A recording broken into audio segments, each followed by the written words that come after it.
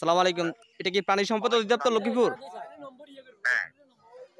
আসলে স্যার ওই আমরা একটা বাজ পাখি কুড়াই পাইছি আর কি, ওই ঝড়ের মধ্যে বৃষ্টিতে পড়ে গেছিল, মানে বড় আর কি বাজ পাখিটা। এখন ওই বাজ পাখিটা মানে হাঁটতে চলতে পারে না, এখন কি মানে ওটা কি করবে বলতেছি? বাজ পাখি, ইগল ইগল ইগল, বড় ইগল আর কি।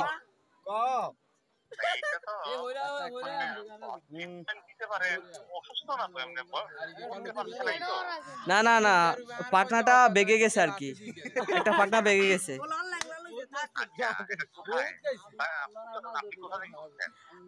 আমি লক্ষ্মীপুর 15 নং লারকান্দি ইউনিয়ন 1 নং ওয়ার্ড থেকে বলতেছি।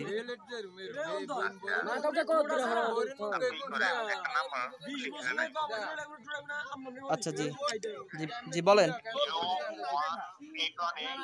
01818090858।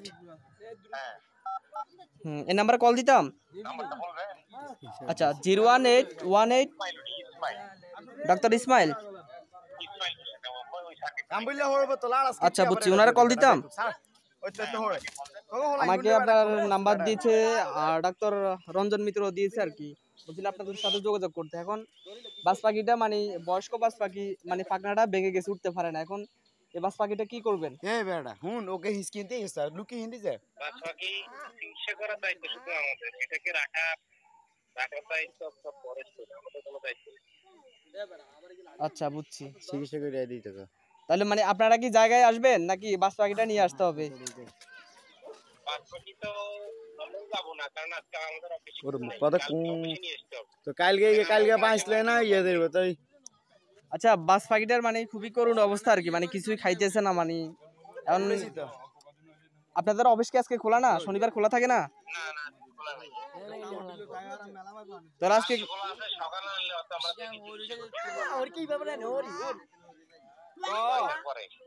সকাল 9টার পরে না? আচ্ছা প্রাণী সম্পদ অধিদপ্তর এটা কোন জায়গায় লক্ষ্মীপুরের?